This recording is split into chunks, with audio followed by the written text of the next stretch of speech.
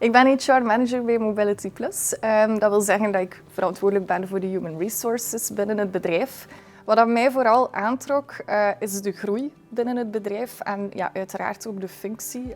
Ik was eigenlijk op zoek naar een heel brede HR-functie en die heb ik hier zeker en vast wel gevonden.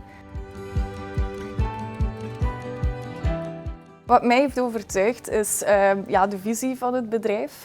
Meewerken aan een groenere toekomst is iets waar ik mij zeker wil ook achter zetten. De werksfeer binnen Mobility Plus is zeer dynamisch, zeer aangenaam, joviaal.